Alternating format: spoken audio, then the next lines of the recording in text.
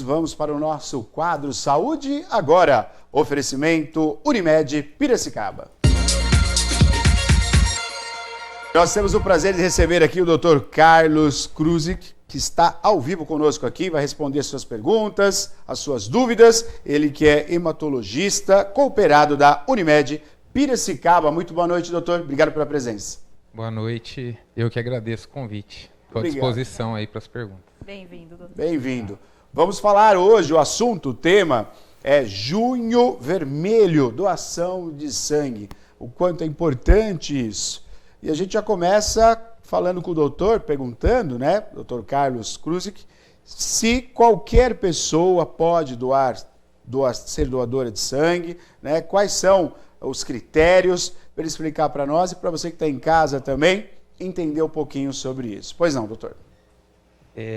A gente tem critérios para doar sangue e é muito importante a gente entender por que existem esses critérios, né? Por que todo mundo que quer doar sangue não pode simplesmente ir doar. O motivo desses critérios é, em primeiro lugar, proteger o doador, é não expor o doador a nenhum risco. Perfeito. E a gente não expor o receptor também. Em segundo lugar, a gente não quer colocar em risco o receptor. Então, assim, os principais critérios para uma pessoa procurar o banco de sangue para poder ir doar é que seja um adulto entre 18 e 69 anos, certo. O limite é 69 anos, e que tenha mais de 50 quilos. Perfeito. Só para exemplificar, se a gente disser assim, mas por que tem que ter mais de 50 quilos? Por que eu quero ir doar e não posso? O nosso volume de sangue no corpo, a gente mede isso em litros, ele é proporcional ao peso da pessoa. Correto. Então, uma pessoa mais pesada, ela tem um volume de sangue maior. Se a pessoa é muito magrinha, é muito leve, ela pode ter um volume de sangue baixo em que essa doação pode expor ela a risco, ela pode sentir mais. Perfeito. Então, esse é um exemplo de um critério para proteger o doador. A gente fala isso porque tem gente que sai chateada, às vezes, por não poder doar, mas a gente tem que entender que isso sempre é para proteger o doador e o receptor. Muito bom. Estamos ao vivo aqui, você pode mandar sua pergunta, hein? 2534-1234 ou pelo WhatsApp 991411048, hoje falando sobre Junho Vermelho. Muito importante para você que está assistindo, doação de sangue. Pois não, Maria? Doutor, olha, a gente já vai abrir aqui para as perguntas do público, viu? Já vi que o pessoal já está mandando aqui no WhatsApp. E se você tiver alguma dúvida, está pensando em doar, né? O doutor vai falar da importância desse mês aqui, da conscientização de doação. Então, mande a sua dúvida aqui também. De repente, você tem uma dúvida que possa sanar de outras pessoas. Doutor Carlos, queria também que o senhor falasse a respeito de quem são os pacientes, né, que mais recebem as transfusões e quem mais se beneficia? A gente tem alguns perfis principais de pacientes que precisam das transfusões. Okay. Eu diria que assim, um dos principais são os pacientes oncológicos. Okay. Então, o paciente que está num tratamento oncológico, e aí eu posso até falar um pouquinho da especialidade, os oncohematológicos. É inviável, por exemplo, a gente tratar um paciente com uma leucemia aguda ou que vai ser submetido a um transplante de medula óssea sem ter esse suporte transfusional. Perfeito. Às vezes, logo ao diagnóstico ou durante o tratamento, já é previsível que ele vai precisar de transfusão em algum momento, durante a quimioterapia ou em algum momento do tratamento. A gente tem doenças mais crônicas, que às vezes o paciente precisa ao longo da vida, por exemplo, as anemias hereditárias, talassemia, anemia falciforme. A gente tem outras terapias hoje, mas que não substituem a transfusão de sangue. Então, esses pacientes vão precisar de transfusão.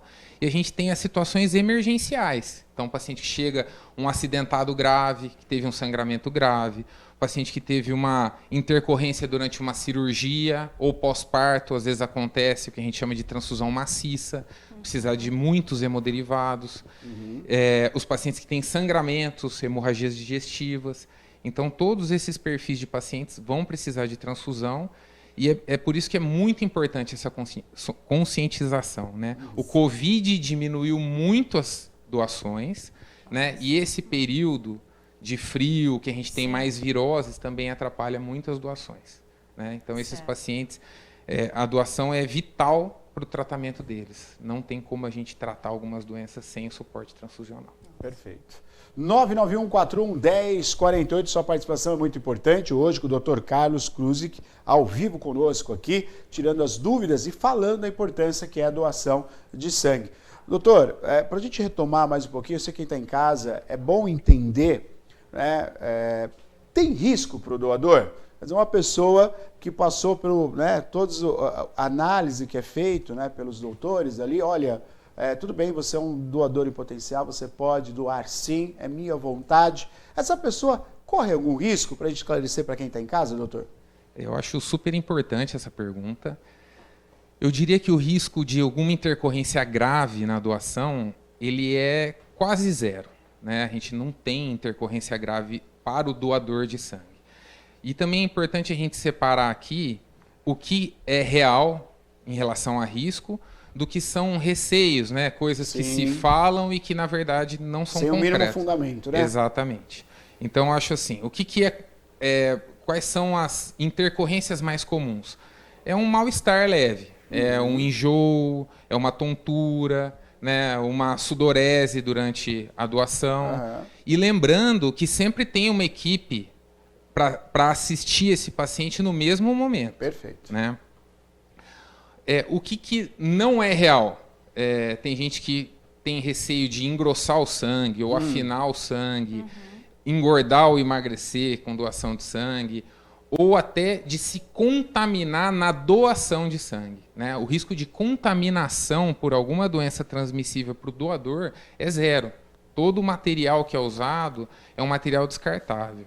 E eu ainda diria que assim, a melhor forma do doador se proteger é ele falar a verdade no momento em que ele é entrevistado. E quando ele vai lá, esses critérios vão ser aplicados, vão ser feitas perguntas que também servem para protegê-lo. Então, se ele fez alguma coisa que possa colocá-lo em risco, tem alguma doença ou alguma coisa que possa oferecer algum risco de intercorrência, provavelmente ele não vai poder doar para protegê-lo. Mas risco de intercorrência grave é muito pequeno, é quase zero. E é verdade, doutor, uma vez doador, são tantos benefícios, a gente vai falar, né? Mas uma vez doador, o melhor benefício é o acalento ao coração, ao próximo, amor ao próximo. Uma vez doador, a pessoa sempre vai ser doadora, né?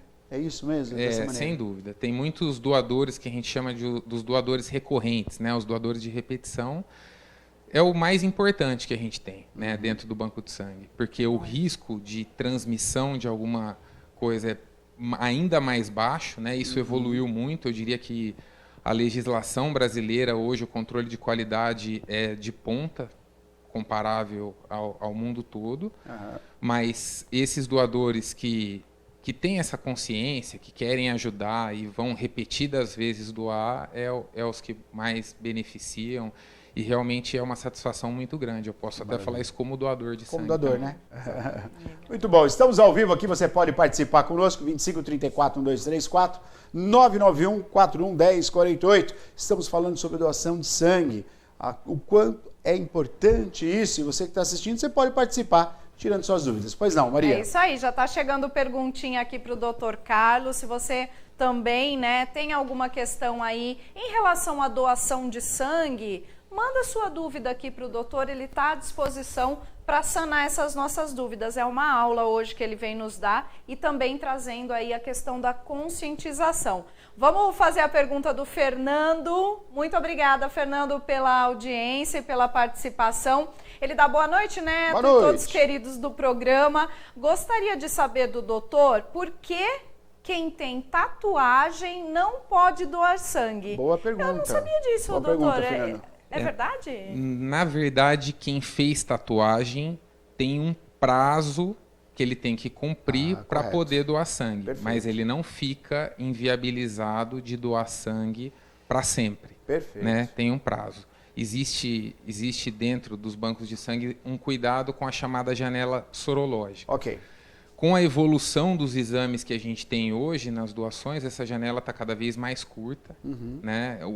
A segurança transfusional é muito grande, mas para alguns procedimentos existe uma janela em que a pessoa tem que aguardar para poder fazer a doação. Então, quem fez tatuagem vai ter que cumprir uma quarentena, vamos colocar assim, antes de doar. É como se ele tivesse se exposto a uma coisa que tem um pouquinho mais de risco, então ele vai esperar um pouquinho. Aguarda um momento, ali, um prazo para poder doar. Por exemplo, quem fez uma endoscopia tem que esperar esperar período. Também. Tem que esperar, né? Então, isso é uma coisa técnica que é no sentido aí, no caso, de proteger o receptor. Quem vai receber. Muito bom.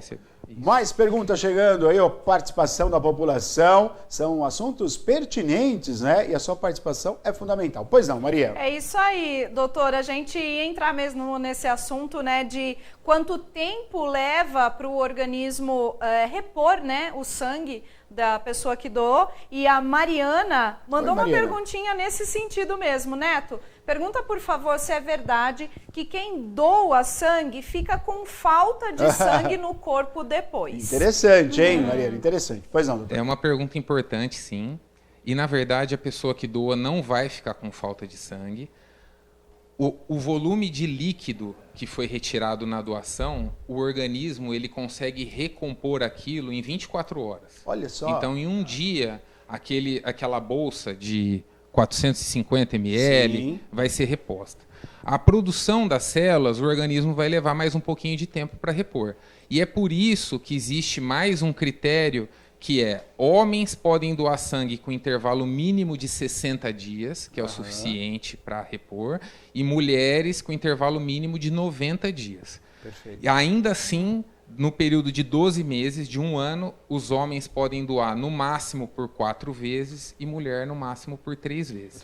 Tudo isso no sentido de proteger o doador e não ter nenhuma falta de sangue, nem de nada que possa prejudicar. Exatamente. Muito bom. Estamos ao vivo aqui conosco, doutor Carlos Krusik, ao vivo, respondendo as perguntas da população. O tema hoje é doação de sangue. Tem um fato, doutor, muito importante que a gente precisa levar em consideração também. A gente sabe que aqui, a cidade de Piracicaba, nossa região, né, é como Santos, que equivale a Santos no sentido de muitas estradas que ligam o estado de São Paulo, passam aqui para a nossa cidade, e com isso, claro, também a questão dos acidentes, né? A gente sabe o quanto é fundamental essa consciência do doador também, né? E o banco de sangue aqui da nossa cidade ter um estoque sempre, né? Então, nesse sentido, doutor, para a gente reforçar, um doador, ele consegue, vamos colocar dessa maneira, quantas vidas ele colabora, doutor? Um doador, uma mulher, um homem que vai fazer a doação de uma maneira tranquila, segura. Tá cheio aí? Já vai para as perguntas.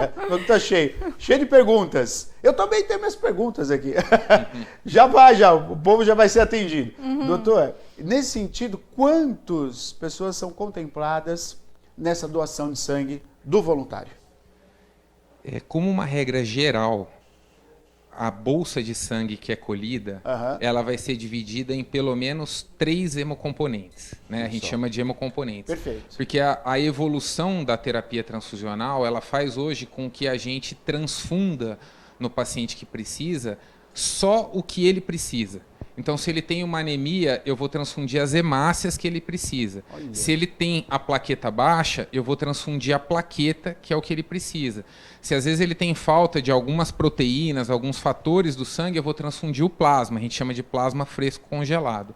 Uma bolsa de sangue, ela vai dar pelo menos uma bolsa de hemácias, uma bolsa de plasma e uma de plaqueta. Olha só. Então, vamos colocar aí que eu posso ter 3 contemplados diferentes de um mesmo doador. Perfeito. A gente tem algumas modalidades diferentes, que às vezes a pessoa pode ir doar só plasma, ou pode ir doar só plaqueta, e a gente conseguir uma quantidade maior daquele hemoderivado, dependendo da necessidade. Na doação, isso, não, doutor, é colhido o sangue, depois é separado? É feito dessa maneira, né? Ele é separado. Certo. Ele é separado por peso mesmo das células. Olha só. Né? Então você consegue separar em 3 bolsas diferentes. A gente tem outros hemoderivados, tem outras coisas que podem vir do sangue, mas a grosso modo, né, o básico são isso. São pelo menos 3 bolsas diferentes que podem ir para receptores diferentes. Que maravilha.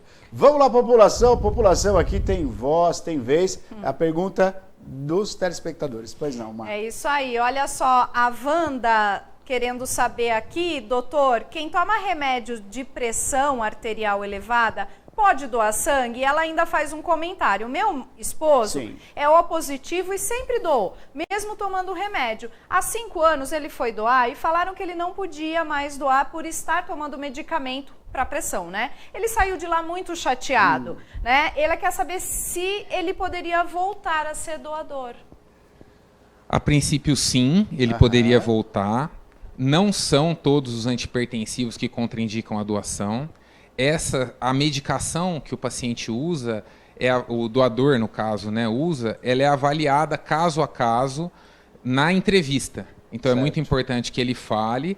É importante que o esposo dela não fique chateado por isso, né? Que eu falei, é um critério técnico. Você vê que interessante? É isso que a gente fala. A pessoa, quando é doadora, ela sabe o bem que ela quer.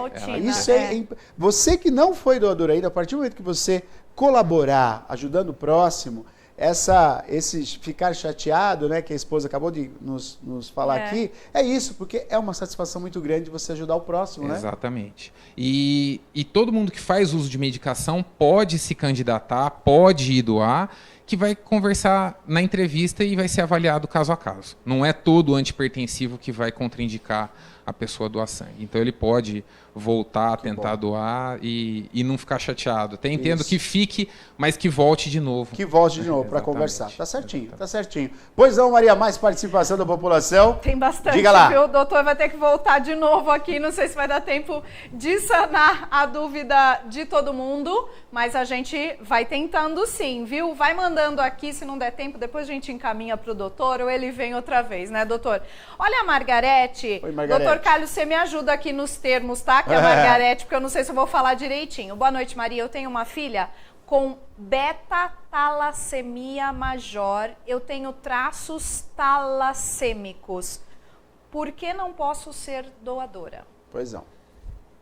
É o seguinte, ó, o que ela está dizendo, né, para passar, a gente tem gradações diferentes de gravidade da talassemia. A talassemia é uma anemia hereditária e dependendo do tamanho do defeito que eu tenho genético, ela pode ser, passando para o português, ela falou da talassemia major, né? É a talassemia maior, que é uma doença mais grave. Eu posso ter a talassemia intermédia e eu posso ter a talassemia menor, tá? Isso a gente classifica de acordo com o valor da hemoglobina, o quanto de anemia que ela tem. A talassemia menor não vai poder doar dependendo do nível de hemoglobina. Se ela tiver uma hemoglobina um pouco mais baixa e que a doação possa deixá-la mais anêmica e expô-la a risco, não vão deixar que ela doe. Então a doação impede para justamente poupar e proteger o doador. Exatamente. Agora lembrando que assim, a filha tem a talassemia maior, é como eu disse, os pacientes com talassemia maior vão ser transfundidos cronicamente, mas ela não vai ficar desassistida, né? O sangue, por exemplo, que a mãe poderia doar, às vezes nem seria usado para a filha. Ela estaria repondo para usar para ajudar uma outra pessoa ainda. Perfeito. Então é super bacana ela querer doar, mas se ela tiver um nível de hemoglobina que não permita que ela faça isso com segurança, ela vai ser, infelizmente, vai ser impedida de doar. Perfeito. Vamos lá, Maria, mais perguntas chegando? Pois não, diga. Vamos lá, agora é da Suzy. Boa noite, Suzy. Bem-vinda aqui conosco e muito obrigada pela participação. A Suzy está dando boa noite, Neto, Maria, boa noite a todos vocês. Doutor Carlos, é verdade que quem fez cirurgia bariátrica também não pode doar sangue? Não é. É assim, a cirurgia bariátrica vai cumprir uma quarentena, procedimento cirúrgico, especialmente se tiver recebido transfusão de sangue durante a cirurgia. Mas o que é muito comum nos pacientes que fizeram cirurgia bariátrica é às vezes ter alguma anemia carencial. Eles podem começar a ter alguma dificuldade de absorção de ferro, de vitamina B12. Então, se eles estiverem anêmicos, estiverem com alguma carência, não vão... Exatamente. Mais uma vez, nesse sentido de proteger. Mas se tiver tudo em ordem, tiver bem, a saúde ok, em ordem, os exames todos ok, essa não é uma contraindicação absoluta a se doar sangue. Perfeito, perfeito. Vamos lá para mais perguntas. Pois não, Maria, pode falar. Mais perguntas, diga. Olha só, a Luciana também fazendo uma pergunta E importantíssima, né, Luciana? E oportuna também aqui para esse momento. Boa noite, meus amigos. Gostaria de fazer uma pergunta ao doutor. Quem teve Covid tem que esperar algum tempo para doar sangue, doutor Carlos? Posso me unir à pergunta da Luciana, perguntando também, que está sendo muito comum na cidade de Piracicaba, a questão da dengue. Quem teve dengue também, doutor, unindo aí com a pergunta da Luciana sobre o Covid. As duas viroses aí vão obrigar o doador a cumprir um período, mas é um período curto. Então, assim, a Covid hoje, regra geral, entre 10 e 14 dias. Depois que ela estiver assintomática. É claro que um paciente sintomático, porque às vezes a gente conta o período da Covid depois do exame que fez. Então, eu tive a doença, sarei, tá tudo bem, não tenho mais sintoma nenhum, 10 a 14 dias. 10 a 14 tá? dias. Se vocês olharem no site do Hemocentro, eles falam que para sintomas gripais, 14 dias. Como regra geral, a gente tem uma regra que para Covid poderia se esperar 10 dias. Dengue, depois de assintomático, vai ser alguma coisa parecida com isso. Ok. Né? Desde que sejam casos leves, que não tenham necessidade de transfusão de sangue, porque são doenças que podem ter quadros graves, Sim. internação hospitalar, ter recebido alguma coisa diferente e que isso implique num período maior aí de quarentena.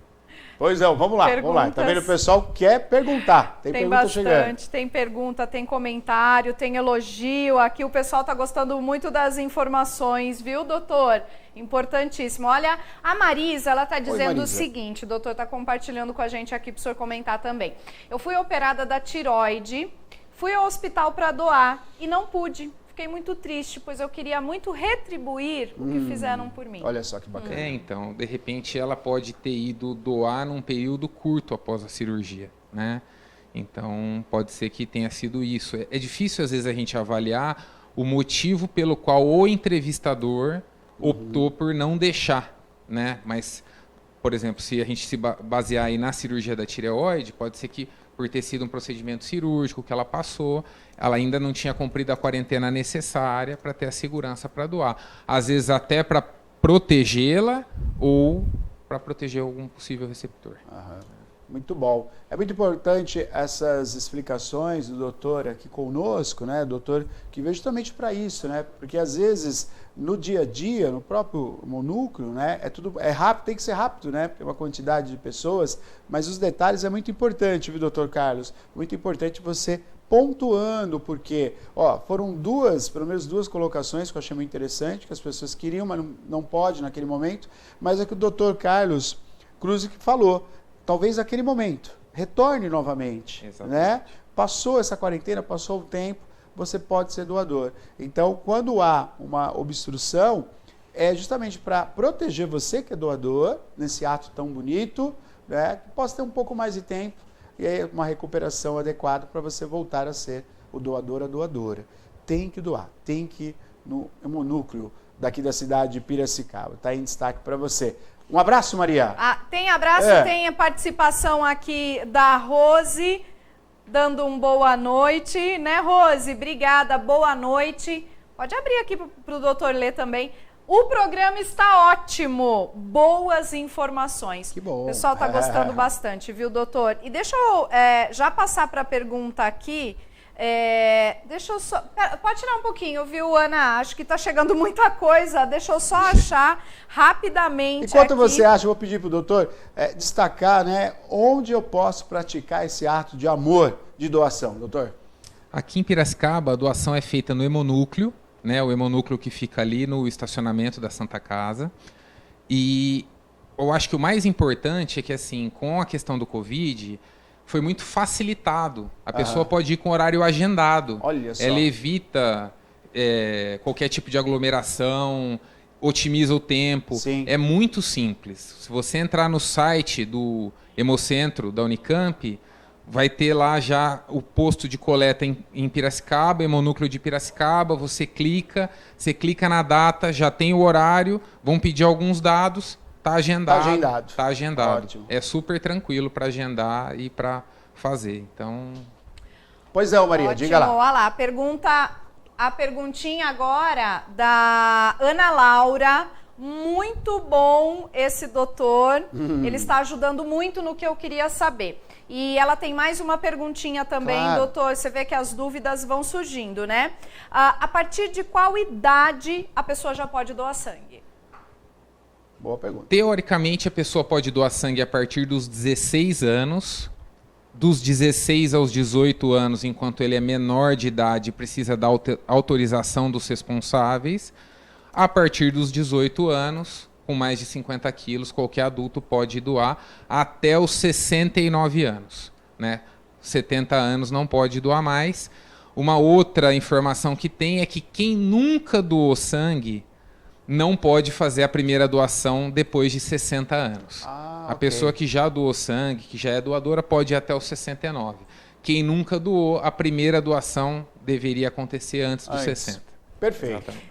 Pois não, Maria, diga. Ela a senhora já meio que respondeu aqui a pergunta do Leonardo, mas só para complementar, né, e registrar a participação do Leonardo. Primeira vez, né, Leonardo, participando com a gente. Muito obrigada. Gostaria de fazer uma pergunta para o doutor Carlos. Quantas vezes eu posso doar sangue por ano? Boa pergunta. Doutor, você está vendo que o pessoal está entusiasmado. A gente vai fazer uma segunda-feira, uma terça-feira muito feliz lá na Santa Casa, lá, né? Não é verdade? Não é? Olha que maravilha. Tomara, né? Então, o Leonardo ele pode ir doar sangue até 4 vezes por ano. O intervalo mínimo é de 60 dias, mas se de repente ele atingir 4 doações num período menor do que 12 meses, ele vai ter que aguardar completar esses 12 meses para voltar a doar de novo. Pois não. Ó, estamos com tempo, mas está chegando só mais uma, pelo menos 2. Emenda as 2, doutor Carlos responde para nós. Vamos Maria. emendar Por as gentileza, 2. Ó, aqui, deixa eu ver, essa pessoa também não mandou o nome. A Silvia. Silvia, que está perguntando se quem teve AVC pode doar. E também o Sebastião está perguntando se quem teve hepatite, doutor. Pois não. Hepatite viral, quem já teve hepatite com mais de 11 anos de idade, porque a hepatite viral da infância geralmente é hepatite A. Então a gente tem uma segurança maior fazendo as sorologias. Quem teve hepatite viral com mais de 11 anos não pode mais doar sangue. Ok. Tá? Em relação a AVC, eu acho que vai ser analisado caso a caso, né? Porque se foi um quadro mais grave, dependendo das medicações que se faz uso, a gente tem diferentes tipos e extensões de AVC, né? Então aí vai depender, acho que, de alguns fatores que vão ter que ser avaliados individualmente, né? A gente tem quadros de AVC às vezes muito pequenininhos, mas eu acho que aí tem que ser avaliado caso a caso. Perfeito. Prazer de receber aqui o Dr. Carlos Krusik, ele que é hematologista cooperado da Unimed Piracicaba, hoje especialmente aqui no programa, falando sobre o Junho Vermelho, sobre doação de sangue, para você que quer, pode e gostaria de ser um doador, vai lá no Hemonúcleo, entra pelo site, deixa tudo agendadinho e vai lá ser um doador. Se Deus quiser, você vai ser mais um colaborador salvando vidas. Por isso o doutor está aqui hoje, para falar sobre isso, né, Maria? Isso aí. E olha, o doutor também, para comentar, né, teremos agora dia 14 de junho, que é o Dia Mundial do Doador de Sangue, né, doutor? Exatamente. E assim, é um dia, acho que bastante especial. São pessoas que acho que é um ato de alto altruísmo, né, muito bacana. Falo que dentro do banco de sangue, acho que o que tem de mais sagrado é o doador. E acho que é muito importante que as pessoas se conscientizem, que ajudem, né? A gente dentro do hospital, no dia a dia, tenta incentivar as famílias a levarem, porque quem tem contato com quem precisa acaba se sensibilizando e sabe da importância. Claro. Muito doutor, bom. Muito obrigada, Eu que agradeço. pela sua aula hoje aqui. Obrigado pela oportunidade. Viu? Obrigado, doutor. Obrigado pela sua participação, viu? Valeu. Você acompanhou o quadro Saúde Agora, oferecimento Unimed Piracicaba.